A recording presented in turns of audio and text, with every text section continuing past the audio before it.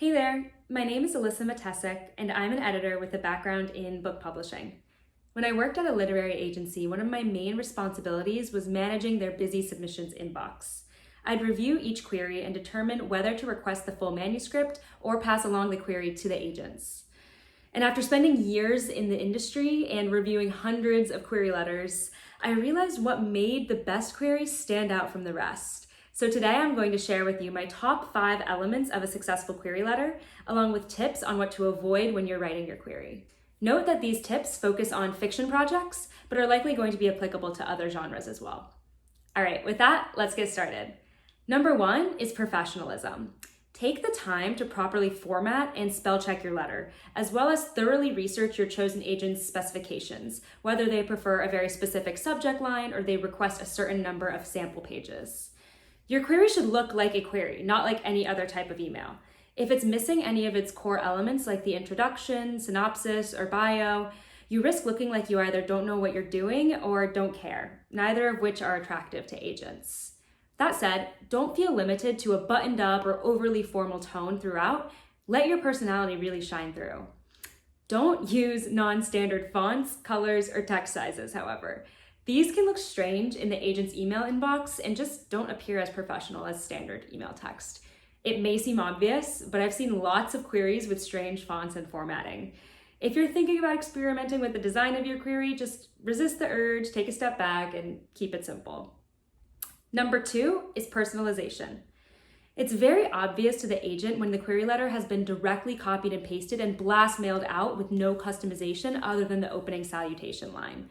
And many agents have actually received queries that are saying another agent's name in the salutation. The agent needs and wants to know why you've chosen to reach out to them specifically instead of one of their colleagues, and you need to make that reason crystal clear in your introduction. It could be that you met them at a pitching event, that you've been following them on Twitter for years, or that you really love one of the writers they represent. Just be honest about what brought you to them. Don't, however, lie about why you're reaching out to that agent. If you haven't read one of their author's novels, don't claim that you have. While the agent might not be able to tell that you're lying in the query, it could come up later down the line once you've established a relationship and result in a very awkward situation. Number 3 is brevity. Agents have hundreds and hundreds of queries in their inbox at any given time and unfortunately just don't have enough time to read through them all. More likely than not, your query is going to get a quick high-level skim rather than a really in-depth read, so you need to get to the point as fast as possible.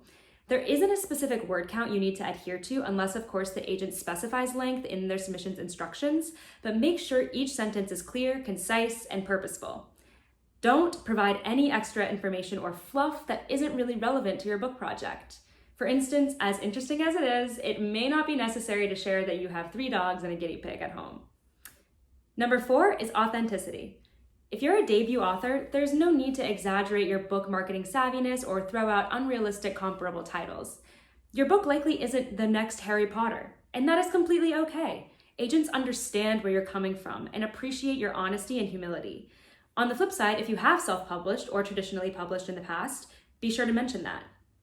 Don't, however, make empty promises about what you're going to do personally to market or sell your book.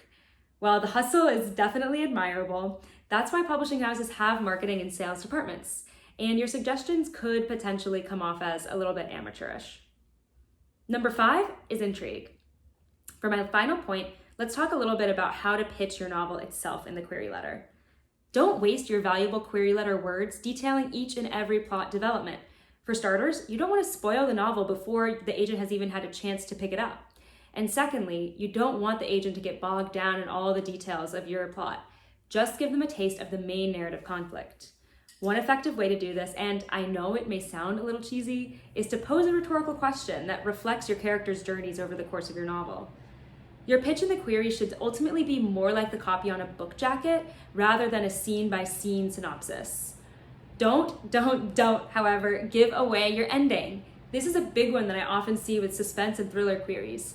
I get the inclination to show the agent that you have a shocking and really interesting, clever, big twist, but it's critical that the agent is given the opportunity to experience that twist for themselves in your novel. Those are my top 5 elements of a successful query letter.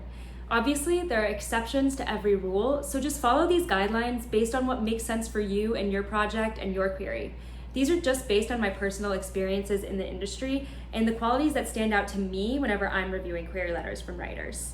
Now go out and send those submissions, and best of luck. Be sure to subscribe to my channel for more writing tips and videos to help you along on your writing journey. And lastly, feel free to ask any questions about the querying process in the comments below, and I will take a look at those and answer as many as I can.